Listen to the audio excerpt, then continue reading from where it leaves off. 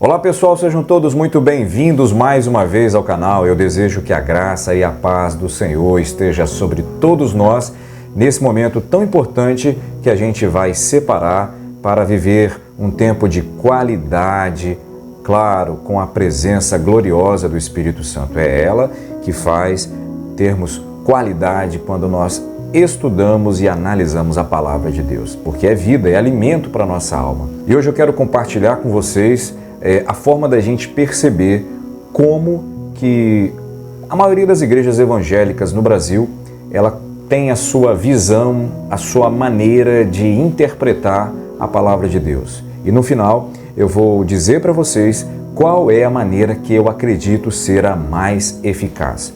Existe uma diferença entre algo eficiente e algo eficaz. Para ser bem simples, eficiente é uma coisa que faz. Já eficaz é uma coisa que faz muito mais. Mas sem querer ser presunçoso ou querer parecer melhor do que alguém, longe disso, esse não é o nosso propósito. O nosso objetivo aqui é fazer você pensar no que está acontecendo. Por que existem tantas igrejas que interpretam a Bíblia de forma diferente? E para ajudar a gente nesse estudo, a palavra do momento é hermenêutica. Quando eu me refiro à palavra hermenêutica, eu estou me referindo à necessidade de interpretar as coisas. E por mais estranha que essa palavra possa soar, a gente faz hermenêutica o tempo todo, sabia? Na escola, na rua, no trabalho, no meio da família, em qualquer lugar. Vou te dar um exemplo. Certamente hoje mesmo, nesse dia, você deve ter perguntado a alguém assim: o que foi mesmo que você quis dizer com aquela palavra? Ou talvez você precisou se justificar para alguém dizendo: olha, o que eu quis dizer na verdade não foi isso, foi isto. De forma que nas nossas conversas mais simples, a gente sempre está tentando interpretar o que a gente ouve e tem gente tentando interpretar o que a gente fala. Não é assim? Então, isso que acontece o tempo todo se chama hermenêutica, que é tentar descobrir o sentido e o significado das coisas. Olha só, para que a gente compreenda alguma coisa, para que o nosso cérebro possa decodificar determinado assunto e aí a nossa mente consegue compreender, assimilar, seja através da audição ou até mesmo lendo, quando nós temos o acesso ao conhecimento, ele passa por um processo interno na nossa mente de interpretação para que sim, chegue ao centro do nosso cérebro e possamos compreender do que se trata determinada coisa, alguém, pessoa, enfim, uma infinidade de qualquer coisa. Isso é fazer hermenêutica, é buscar sempre o sentido e o significado de alguma coisa. E como o nosso caso aqui é Bíblia, o sentido e o significado do texto bíblico. Então, veja, a nossa preocupação é a seguinte: como é que as comunidades estão se apropriando do texto bíblico e estão dando a sua interpretação? E não é de hoje que todo mundo percebe que existem diversas opiniões, interpretações diferentes e divergentes sobre a palavra de Deus. Não é assim? E a gente acaba percebendo que o processo hermenêutico que é utilizado, ou seja, a forma que se utiliza para buscar o sentido e o significado, em muitos lugares chega a ser bastante questionável. E é por isso que acaba gerando muita confusão e falta de consenso. Essa palavra hermenêutica, ela vem da palavra Hermes, lá da Grécia isso. Ou seja, que significa mensagem. A palavra Hermes é a mensagem que vai chegar a algum lugar ou para alguém. Então a nossa preocupação finalmente é: que tipo de mensagem bíblica está chegando até você? Como é que você está interpretando a palavra de Deus, ou como é que o seu líder está interpretando a Bíblia para você? Se você nunca se preocupou com isso, é hora de se preocupar. Agora, eu quero ser bem honesto e quero deixar uma coisa bem clara antes da gente prosseguir. Quem interpreta a Bíblia para nós é o Espírito Santo. Essa é a função dele, de nos convencer a respeito do que é pecado, juízo e justiça de Deus. Isso não está em discussão. Mas pense numa coisa: será que é possível dois pastores ou duas mulheres terem interpretações divergentes sobre o mesmo texto bíblico? O que você acha? Isso acontece? Não acontece? Eu acho que isso acontece, não é verdade? Mas presta atenção agora em algumas palavras que vão nos ajudar a entender esse tema de interpretação da Bíblia de uma forma muito eficaz. Você já ouviu falar na palavra ortodoxia? Orto o quê? Ortodoxia. Ortodoxia é o conjunto de todas as doutrinas bíblicas que compõem a chamada sã doutrina. E quando eu falo essa palavra, ortodoxia, eu estou dizendo que é nela que eu acredito. Estou dizendo que, para mim, a sã doutrina é inerrante e é nela que eu confio 100%. E nesse universo existe uma outra palavrinha que é amiga da palavra ortodoxia, que é a palavra ortopraxia. Ora, se ortodoxia é o conjunto de doutrinas que formam a sã doutrina bíblica, ortopraxia é colocar todas essas doutrinas em prática. Por isso o nome ortopraxia, entendeu? Colocar a santa doutrina do Evangelho de Jesus em prática. Porque uma coisa é você conhecer, outra coisa muito diferente é você praticar. O que a gente vê hoje em muitas igrejas é uma fragilidade tremenda de ortodoxia. Quer tirar uma prova? Se você perguntar hoje ao seu irmão querido aí, ao meu irmão que está aí, minha irmã que está aí, quais são as doutrinas principais do Evangelho do nosso Senhor Jesus Cristo? Quais? Me permita te dizer com todo respeito, provavelmente ele não vai saber te responder. Isso é fato. Certamente muitos irão confundir doutrina com questões de usos e costumes. Vai te responder assim, aqui tem doutrina. Aqui não pode usar short, não pode usar saia, não pode usar calça, não pode ir na praia, não pode ir no cinema, não pode ir no mercado de bermuda. Enfim, as invenções são inúmeras. E por que acontece isso? Porque as pessoas não estudam a Bíblia, não leem a Bíblia e acabam ficando desinformadas sobre o que de fato é o verdadeiro Evangelho de Cristo. E quando a resposta não se parece com essas sugestões que eu acabei de te dizer que acontece, você escuta assim, olha, na minha igreja tem a doutrina A, B, C, D, E. Aí você fala assim, peraí, mas isso está na Bíblia? Não sei. Tá, acho que tá. É doutrina, meu pastor falou que é doutrina, eu aprendi isso lá no congresso, no seminário, na conferência. É doutrina. O pastor falou, eu acredito. É doutrina. Não, mas peraí, tá na Bíblia? Não, se está na Bíblia eu não sei, só sei que funciona e é doutrina. Bom, aí me permita dizer uma coisa. Se não está na Bíblia, ou se passou por uma hermenêutica, uma interpretação deficiente, desculpa, não serve. Infelizmente, eu tenho que te dizer uma coisa.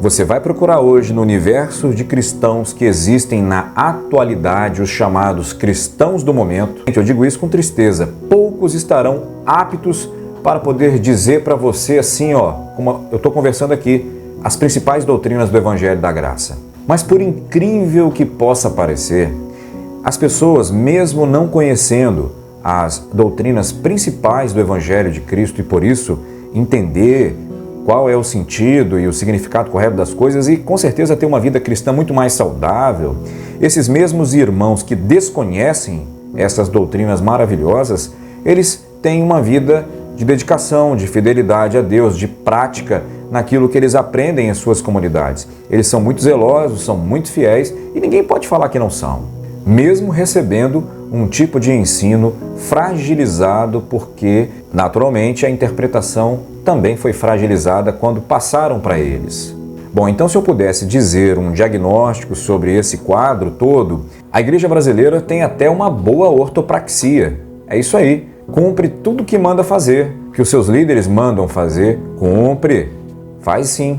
Todavia, em cima de uma ortodoxia deficitária, que precisa urgentemente, ao nosso ver, ser realinhada, reestruturada, esclarecida e principalmente reformada. E dando continuidade a essa riqueza de entendimento, existe uma outra palavrinha que essa é um pouquinho complicada, tá? O que vem por trás dela, que é a heterodoxia. O que é isso? Heterodoxia. Bom, heterodoxia é quando você acrescenta, coloca para dentro do texto bíblico aquilo que o autor da Bíblia nunca colocou. Isso é um problema. Ou quando você retira da Bíblia o que o autor não mandou retirar e no lugar do que você retirou, você coloca outro significado. Isso é um problema muito sério. E você pensa que isso é novo? Esse problema é muito antigo, mas notadamente nos últimos 300 anos, esse problema ganhou muita ênfase no meio dos cristãos no Brasil e no mundo. E essa maneira, esse método de interpretar a Bíblia através da heterodoxia, ou seja, uma maneira diferente do que é a sã doutrina realmente, isso surgiu lá na Alemanha, mais ou menos uns 300 anos atrás, e se espalhou pelo mundo, principalmente pela Europa, e de cara já matou praticamente todas as igrejas da Europa na ocasião. Os lugares onde elas reuniam, hoje em sua maioria são bares, tavernas, restaurantes, biblioteca, acabou tudo. Aonde esse pensamento heterodoxo de colocar coisas na palavra de Deus que não deveriam ser acrescentadas e nem retiradas ou substituídas pelas coisas que os homens inventam, isso acaba matando qualquer igreja. E foi exatamente isso que aconteceu na Europa e a história está aí para comprovar. Esse grupo que fez isso ficou conhecido e é conhecido até hoje como os teólogos liberais ou a teologia liberal. Esse grupo não acredita que a Bíblia é a palavra de Deus. Para eles, a Bíblia apenas contém a palavra de Deus, mas contém a palavra do homem, A, B, C, D, enfim. Eles não acreditam na ressurreição, eles não acreditam nos milagres bíblicos em sua verdade, como estão na palavra de Deus. Eles não acreditam que, como resultado da salvação do homem pela graça, o homem vai viver em um novo céu e uma nova terra. Não, eles creem, eles pregam, ensinam que a salvação do homem está em apenas ter uma vida muito boa aqui, para essa vida. É difícil, né? Realmente, esse tipo de teologia não serve para mim e eu acredito que não serve para todo aquele que interpreta a Bíblia de forma cristocêntrica. Você está entendendo a importância da gente compreender o que é a hermenêutica? Porque se você se entregar a determinadas linhas de interpretação da Bíblia, você acaba se perdendo, você acaba se afastando para longe da santa doutrina que há na palavra de Deus. E com isso a gente só tem a perder. É por isso que quando a gente compreende o valor da hermenêutica, que é descobrir o sentido e o significado das coisas, a gente passa a ter desconfiança não do texto, não da palavra de Deus, mas desconfiança, uma desconfiança saudável.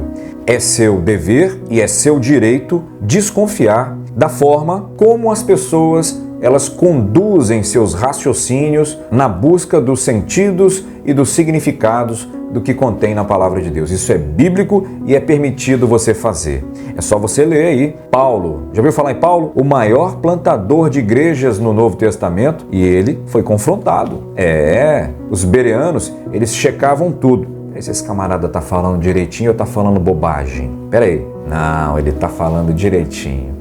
Eles conferiam tudo que Paulo dizia com base nas leis e nos relatos que haviam entre os cristãos. Entendeu? Então, desconfiar do texto bíblico? Jamais. Quem faz isso é daquele movimento lá que surgiu na Alemanha que desconfia da palavra de Deus. Nós temos que desconfiar de forma saudável das formas como as pessoas usam a interpretação da Bíblia, principalmente quando elas começam a destoar. Mas espera aí, para você chegar nesse nível, nessa compreensão, você tem que ler Bíblia, você tem que estudar, conhecer a palavra de Deus, todo dia você tem que ler dela, senão você não vai ter como desconfiar da forma de ninguém. Até porque, se você não lê a palavra de Deus, infelizmente você é mais um que é apenas conduzido. E dentro desse assunto, por exemplo, você vê muitas discussões entre irmãos calvinistas e irmãos arminianos. E por quê? Qual é o cerne da discussão? É a forma, é a chave hermenêutica que eles querem utilizar para interpretar a palavra de Deus. Às vezes você vê um arminiano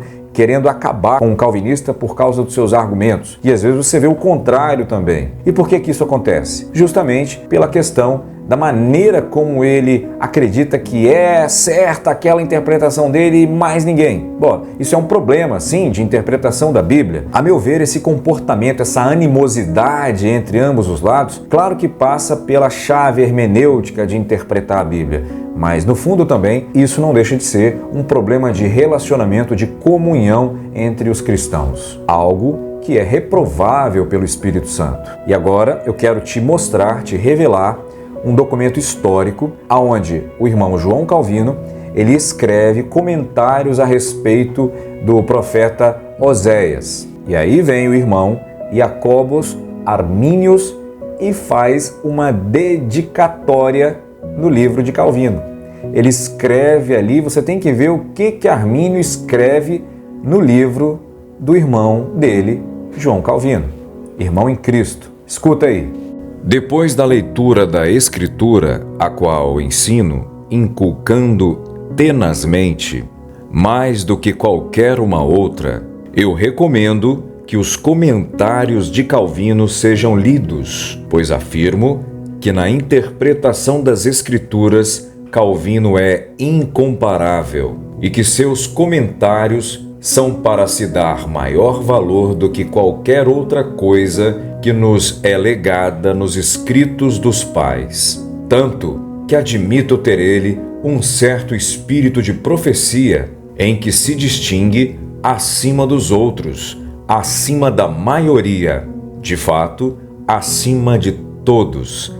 Jacobus Arminius, 1560-1609. Veja bem, eu li esse documento histórico real para você, que está acessível na internet para qualquer um, não para dizer quem é melhor ou quem é pior, mas é para te mostrar que apesar das discussões, do ponto de vista ou da vista deles a partir de um ponto, havia entre eles um grande respeito, uma grande consideração. Você nota isso pelas palavras, pelos elogios que Armínio ele descreve a respeito do seu irmão na fé, João Calvino.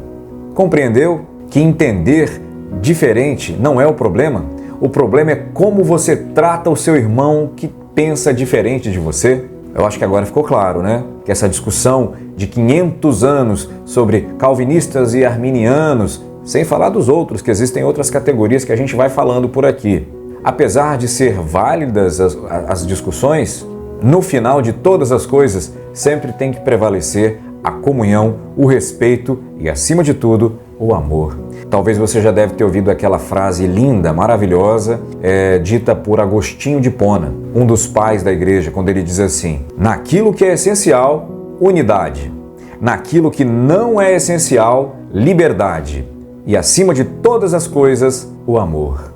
Quer outro exemplo histórico? Se na Inglaterra tinha George Whitefield, um homem conservador, um homem fiel, zeloso, pela palavra de Deus também, né, uma bênção, em sua época havia um contemporâneo chamado John Wesley, um homem que pregou mais de 600 mensagens, mais de 600 sermões, um homem avivado, um homem com ênfase em avivamentos. Uma vez confrontaram Wycliffe. E aí, Wycliffe, o que você fala de John Wesley? Porque havia ali também uma certa discordância, igual existe hoje entre os irmãos calvinistas e arminianos. E John Wycliffe, ele sempre tinha uma opinião meio reservada ali, não batia muito de frente com a forma de John Wesley exercer o seu ministério. Mas aí, quando ele foi confrontado ali, vem cá, vamos conversar aqui sério. Wycliffe, fala, quem é John Wesley para você? E aí, explicando de uma forma bem simples, Wycliffe vai dizer assim, olha, John Wesley é um homem de Deus, ele é um homem, eu reconheço a glória de Deus que está sobre ele. Percebeu? Você vai ver situações assim na Bíblia, discussões entre Paulo e Barnabé, entre Paulo e João Marcos, e depois tudo acaba bem. O que não pode é você pensar que a sua interpretação é a melhor do mundo e que você é o dono da verdade e que, se for preciso, você atropela qualquer um em nome da sua apaixonada forma de interpretar a Bíblia. E às vezes pode acontecer, chegar um determinado momento da tua vida, como aconteceu com Paulo, você, puxa vida, peguei pesado com João Marcos. Não era para ser assim. Perdi tanto tempo de viver bons momentos com ele, né? Quer saber? João Marcos é muito útil para o ministério. Chama ele, eu quero conversar com ele. Entendeu? E às vezes você perde um tempão de qualidade que você podia ter com teu irmão, mas porque você, não, é o meu entendimento. e acaba causando divisões dentro da Igreja de Cristo, desnecessárias. E ainda dentro deste raciocínio, deixa eu te contar uma coisa. Você que é calvinista, você sabia que os 5 pontos do calvinismo não foram escritos por João Calvino? E você, meu irmão, que é arminiano, você sabia que os 5 pontos arminianos não foram escritos por Jacobus Arminius? Sabia disso? Não? Pois é. Veja, nós temos que ser uma igreja capaz de provocar unidade. Nós não temos que ser especialista em divisão. E nós temos um membro no nosso corpo que ele é muito capaz de produzir a divisão e a contenda entre irmãos por causa de pontos de vistas. E ele está aqui dentro, ó. É a nossa língua. Nós, como Igreja de Cristo, nós temos que ser uma igreja que busca comunhão e não a divisão. Veja, eu percebo que o cerne dessa discussão gira em torno do mesmo ponto de sempre, que é a hermenêutica, que é a interpretação, é a forma de buscar o sentido e o significado do texto. Mas não é só isso. Por trás dessa discussão, até divisões que às vezes surgem entre esses 2 grupos, existem mais, estou usando apenas esses 2 grupos, é a questão também da falta de comunhão entre os cristãos. Portanto, nós temos que tomar o devido cuidado de não dividir a Igreja de Cristo em nome de interpretações apaixonadas. E eu repito, pensar diferente não é o problema. O problema é quando eu potencializo essa minha maneira de pensar diferente. E aí nós criamos padrões de santidade, padrões de comportamento com base no que nós compreendemos e aceitamos como verdade absoluta. E às vezes essas verdades nem estão na Bíblia, só estão na nossa cabeça. Por quê? Porque são maneiras de interpretar a Bíblia baseada apenas no que eu penso, no que eu acho, numa experiência individual, em algo bom, até bom que aconteceu em algum momento, e eu deixo de olhar para as Escrituras para confirmar se aquilo que eu creio realmente, de fato, é o que Jesus Cristo mandou que eu creia. Nós, cristãos, não podemos nos achar donos da verdade. Ainda que tenhamos um vasto conhecimento teológico, bíblico, não importa. Você pode ter 1, 2, 3, 4, 5, 10 doutorados. Você vai entrar num lugar chamado paraíso e do teu lado pode ser que esteja um ex-ladrão. Já pensou? No novo céu e na nova terra, nós vamos estar do lado de pessoas que às vezes nunca frequentaram nenhuma creche, porém creram pelo poder do Espírito Santo no Evangelho da Graça, que Jesus Cristo é o nosso Senhor e Salvador e vai estar no novo céu e na nova terra do mesmo jeito que eu e você. Entendeu? Estudar é bom, ter conhecimento é ótimo, mas conhecimento que ensoberbece não vem da parte de Deus, é influência do diabo. Abre teu olho.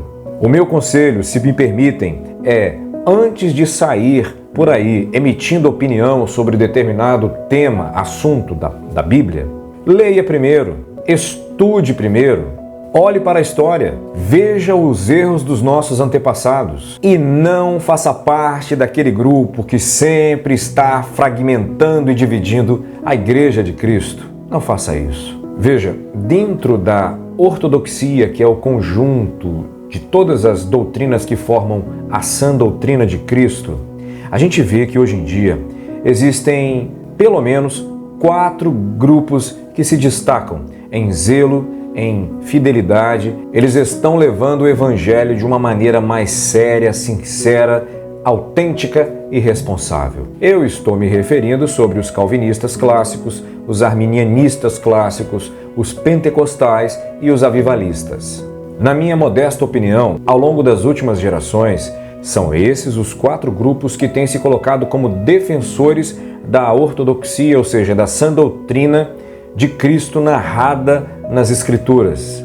Agora, pensa nessa proposta. Seria muito interessante, seria incrível se essas 4 linhas de pensamento se unissem para produzir mais em prol da Igreja de Cristo, pelo menos no Brasil. O que vocês acham?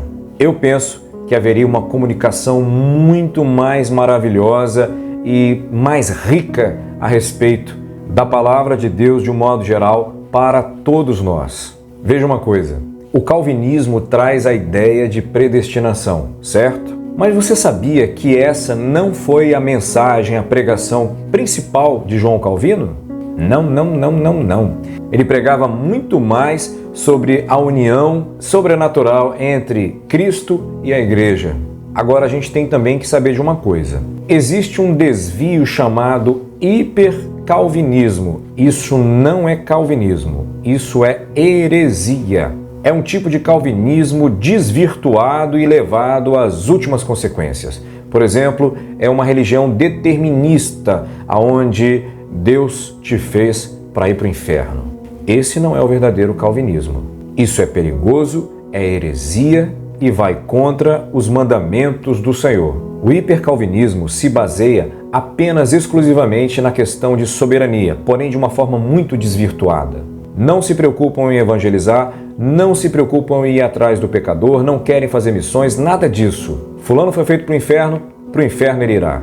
É uma forma de pensar que combate a vontade de Deus, que é ir e pregar o Evangelho a todas as nações e fazer discípulos, batizando-as em nome do Pai, do Filho e do Espírito Santo. Ou seja, cuidado com esse tipo de pensamento. Isso não é calvinismo. Não confunda hipercalvinismo, que é uma heresia, com o verdadeiro calvinismo. Agora veja uma outra coisa. O arminianismo clássico, ele prega a respeito da ideia da liberdade do homem, não é isso? É a ideia do livre-arbítrio que a gente conhece muito bem. Agora pensa comigo, essa discussão era ou não era para ser mais simples? Na fala de Calvino ele diz, Deus é soberano. Na fala de Armínio ele diz, o homem é livre e responsável. Agora pensa comigo, de fato, Deus é ou não é soberano? De fato, o homem é ou não é livre? O que é que tem mais peso para você? A soberania de Deus ou a nossa liberdade? Eu vou colocar aí na tela uma ilustração para você, da minha maneira de enxergar, tentar te explicar qual é a visão de um calvinista e qual é a visão de um arminiano. Dá uma olhada aí. Imagina uma caixinha chamada tempo. O que é o tempo? O tempo, ele é uma criatura. O tempo é uma criação, é igual eu e você. Deus, ele criou o tempo assim como me criou, você, a natureza e tudo que existe nesse planeta. O calvinista, ele tem a visão na perspectiva da soberania de um Deus que conhece todas as coisas do início ao fim. Ele sabe como elas começam e como elas terminam. Essa é a visão de um calvinista. É a visão de alguém que está fora do tempo. Já o arminiano é alguém que está dentro da caixinha do tempo e aí ele se preocupa com sua liberdade, com sua responsabilidade. Por quê? Porque ele está dentro do tempo, ele se vê dentro do tempo, onde ele imagina o tempo todo que ele tem que estar construindo a sua verdade e ele acaba às vezes pensando, eu vou perder minha salvação? Será que eu estou perdendo? Amanhã eu tenho que conquistar de novo. Pode acontecer isso também. Agora, uma coisa é verdade, ambos, eles querem Deus, eles querem a vida eterna, eles querem a salvação. O que acontece é que eles têm visões de ângulos diferentes sobre a mesma coisa. Portanto, quando a gente pensa em Calvino, a gente não deve ficar apavorado com a visão de predestinação, pois é a ideia de alguém que está fora do tempo, acima do tempo, e está pensando dessa maneira. Quando a gente pensa em Armínio, nós estamos falando de alguém que está dentro do tempo e por isso ele se sente muito responsável. Não que calvinista também não seja responsável, claro que também é. Ser calvinista não tira dele sua responsabilidade de obedecer à palavra de Deus e praticar o que Jesus mandou fazer. Agora deixa eu fazer uma provocação bíblica. A palavra predestinação, você encontra ela algumas vezes na Bíblia. A palavra livre-arbítrio nunca passou pela Bíblia. Mais uma vez eu reforço, cuidado com as brigas entre irmãos por causa de ponto de vista para não separar os membros da noiva do Cordeiro. Fica muito difícil você dizer que tem comunhão com Deus se você não tem comunhão com quem pensa diferente de você. É óbvio que eu não estou falando aqui de pensamentos de santidade e pensamentos de mundanismo, não é isso. E eu não estou aqui nem para defender calvinista nem arminiano, tá? Porque eu não sou calvinista nem arminiano. Eu vou dizer para vocês no final da aula o que eu sou. Veja, quando você escuta um pastor calvinista, você precisa entender que ele está falando a partir da perspectiva da soberania de Deus. E quando você escuta um pastor arminiano pregando, ele está falando com base em uma chave de interpretação a partir do que ele entende sobre liberdade. Agora, outro grupo, os pentecostais ou pentecostalistas, eles interpretam a Bíblia a partir de Atos 2, os dons e o poder do Espírito Santo. Existe um quarto grupo, que são os avivalistas, que eles pensam a vida cristã através dos avivamentos. Por exemplo, existem muitos líderes hoje no Brasil que seguem essa linha. Mas na história, por exemplo, você vai ver o pastor Leonard Ravenhill, você vai ver o pastor Jonathan Edwards, você vai ver o pastor Charles Spurgeon, John Wesley e tantos outros. Para estes, a essência da pregação do Evangelho tem que passar pelo avivamento. E note uma coisa, quando a gente conhece esses grupos, a gente passa a ter uma visão mais clara de como eles interpretam a Bíblia. Em resumo, calvinista sempre vai interpretar a Bíblia a partir da soberania de Deus. Arminiano sempre vai interpretar a Bíblia a partir da liberdade do homem. Pentecostal sempre vai interpretar a Bíblia a partir dos dons e do poder do Espírito. E os avivalistas sempre vão interpretar a Bíblia a partir dos avivamentos da Bíblia e os avivamentos da história. Meu conselho, independentemente do caminho hermenêutico que você escolher para interpretar a palavra de Deus, aprenda e não esqueça de uma coisa. Todos esses 4 grupos são ênfases de interpretação secundária. Você e eu precisamos ter uma ênfase de interpretação muito superior a todas essas 4. Mas calma, essas 4 são válidas, tá? Elas são secundárias. A ênfase que eu e você precisamos ter como primária, única, exclusiva e maior de todas, que vai nos fazer compreender soberania sem conflito, liberdade sem conflito, poder e dons sem conflito e avivamento sem conflito. Qual é? É a chave hermenêutica cristocêntrica.